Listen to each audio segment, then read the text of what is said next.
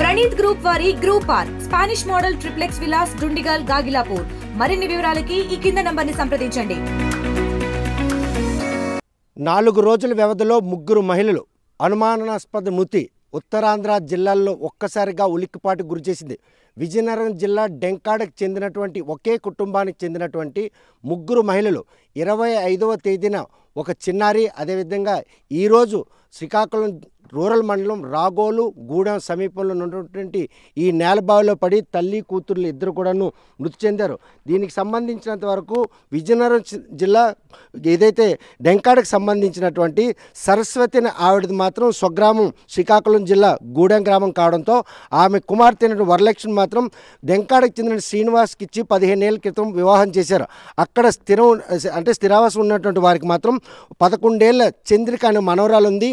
ఆవిడ అనారోగ్యం కారణంగా ఎవరో చేతబడి చేశారనే ఉద్దేశంతో అనుమానం రావడంతో వారు మాత్రం విశాఖపట్నం చెందినటువంటి ఏదైతే చర్చికి జ్ఞానాపురం చర్చికి తీసుకెళ్లి అక్కడ చికిత్స చేసేందుకు చేసినటువంటి ప్రయత్నంలో అక్కడ చంద్రిక అనుమానాస్పద స్థితిలో మృతి చెందింది.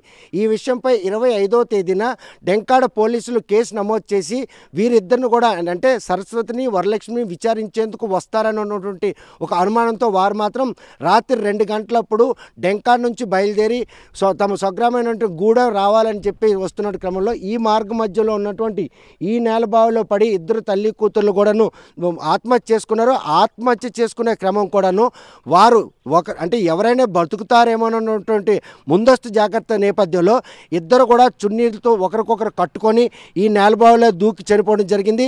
ఈ విషయం తెలిసిన స్థానికులు మాత్రం తెల్లవారుజామున ఇటువైపు వచ్చినటువంటి వారు మాత్రం పోలీసులు సమాచారం ఇచ్చారు. పోలీసులు ఈ నేలబావి వరకు వచ్చేసరికి ఇద్దరు మృతి చెంది ఉన్నారు. వారి ఇద్దరు మృతదేహాలను బయటికి తీసి సంబంధిత ఎవరైనా బంధువులు ఉన్నారని చెప్పేసి గూడెం వాసులు కూడా ఆరా తీశారు. వీరు పటుశాలి కులానికి సంబంధించిన వారు.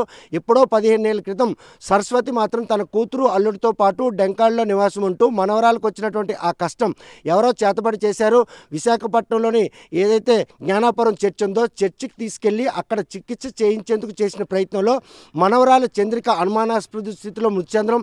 ఈ మృతి విషయంలో మాత్రం అక్కడ చర్చి నిర్వాహకులకును ఆమె కూడా అంటే సరస్వతి వరలక్ష్మి మధ్య కూడా కొంత వివాదం కూడా చోటు చేసుకుంది.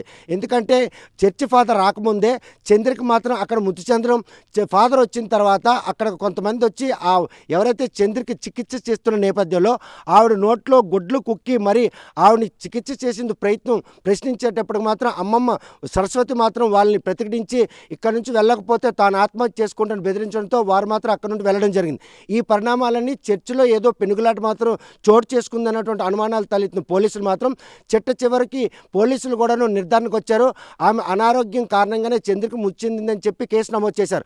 ఈ విషయంపై ఆమెకి ఎటువంటి రుగ్మత చేసింది, ఈ విషయంపై వరలక్ష్మి సరస్వతిని ఇద్దరిని కూడా విచారించేందుకు మాత్రం రంగం సిద్ధం చేస్తున్న ఈ నేపథ్యంలో సరస్వతి స్వగ్రామమైనటువంటి గూడెంకి వచ్చి ఈ సొంతూరులోనే తల్లి అంటే ఒకవైపు మనవరాలు చనిపోయింది, మరోవైపు కూతురు ఎక్కడ అనాథ అయిపోతుందో, పోలీసులు ఎక్కడ విచారణ చేపడతారో, ఆమెను ఏమైనా చిత్రహింసలకు గురి చేస్తారన్న అనుమానంతో సరస్వతి ముందస్తు జాగ్రత్తలో భాగంగానే ఇంకా అంటే భర్త కూడా వదిలేసినారు శ్రీను, ఇంకొక వివాహం చేసుకుని ఆయన కూడా వేరుకుంటుండ్రు.